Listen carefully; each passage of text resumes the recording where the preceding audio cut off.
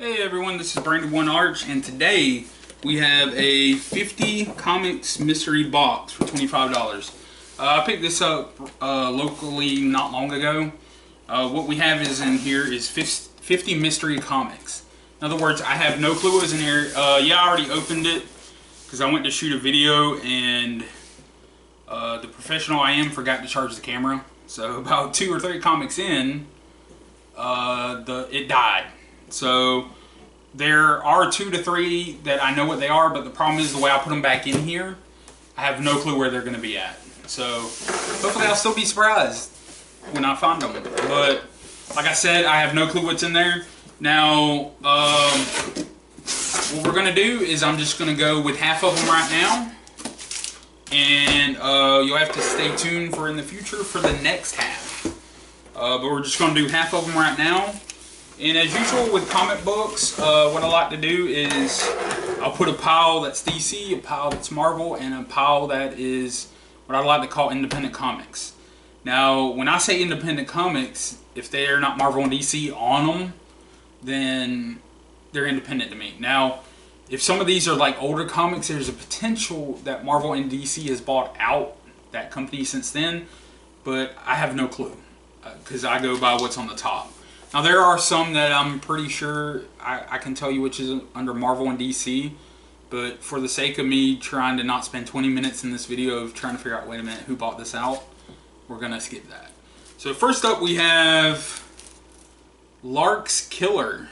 This is Devil's Due, the #1 First Comics.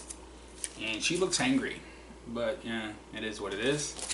We'll go there. We'll start with there.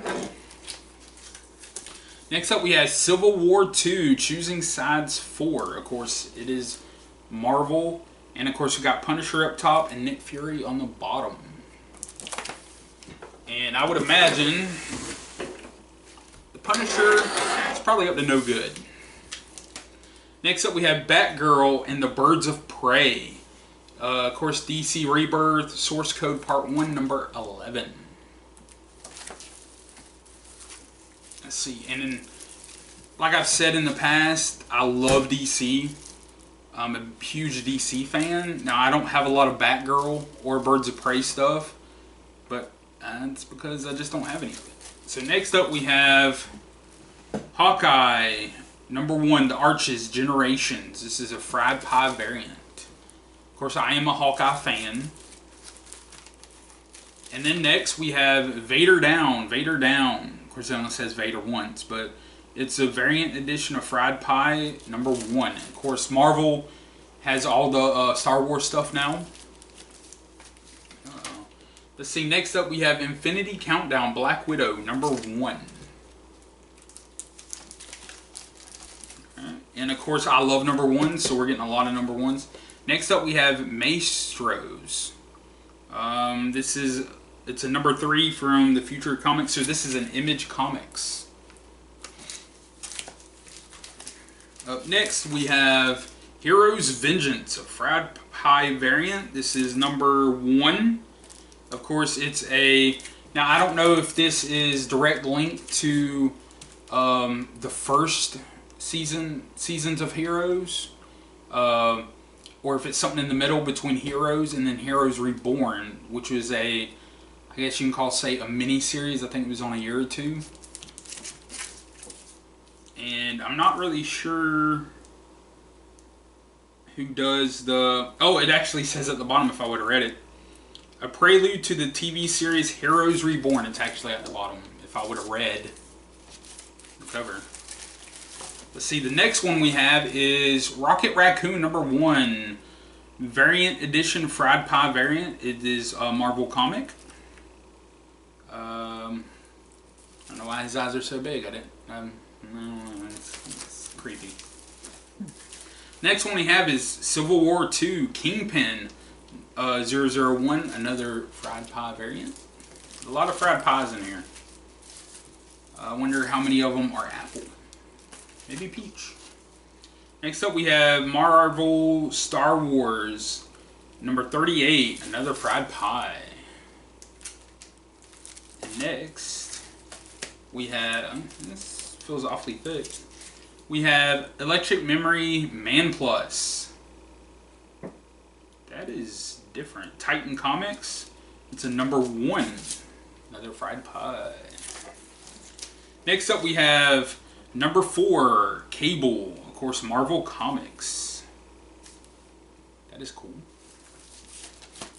Next one we have up is fried pie variant. It's a Marvel. It's a #1, Scarlet Witch.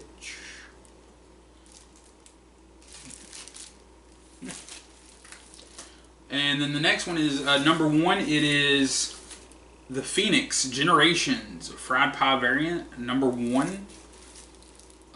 It's a lot like Hawkeye, except it's Phoenix. Another, and might be having deja vu here, but Star Wars Marvel #38 variant edition. I'm pretty sure I just had that one in there.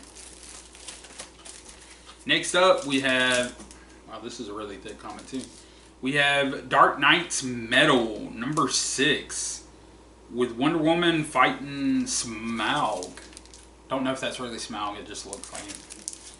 I must put it in the wrong batch. I only have 1 DC. Kind of saddens me. Alright, next up we have another Maestros fried pie variant. This is the #1. And it is Image Comics. Next one is the Mighty Zodiac fried pie variant, issue #1 from Oni Press. We have a warrior horse, a warrior chicken, a warrior dog, and a warrior kitty. And the next one we have is Outcast, Image Comics, issue #27. That is kind of cool looking. Oh, it's by Kirkman and Aceta. I wonder if this is...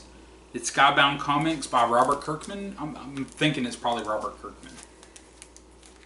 I hope I have the name right. Next up is the Unbeatable Squirrel Girl, #23. From Marvel. I actually don't know a lot about Squirrel Girl. Squirrel Girl? It's a mouthful to say. This is my first ever Squirrel Girl comic. I'll have to check that out. I don't know much about her. Next up we have Luke Cage, #3. This are... I have to check that one out too. #3, Cage. Next we have Robotech. This is cover A, #8, Titan Comics. Some thick comics. Robotech. Let's see. Next up we have another Robotech. This is cover A, #2. Of course, Titan Comics. This one's kind of cool too. And then last but not least, so this is #25. This is exactly half. Another Robotech. This is by this I'm assuming volume 1. Let's see. And this is not a variant. This is not. This is another thick comic. This is #1. Yes, #1. Made in 2017. So this is really, really new. But yeah, #1, Robotech. Now this is the one thing I love about mystery boxes is 2/3 of these I would have probably never bought. They're just not on my radar. But I like getting them because, I mean, some of these are, if you were to buy them brand new, are expensive. Just looking at the Cage alone, looking at each one, it's a $4 comic when it originally came out. You know, I mean, you can't beat that.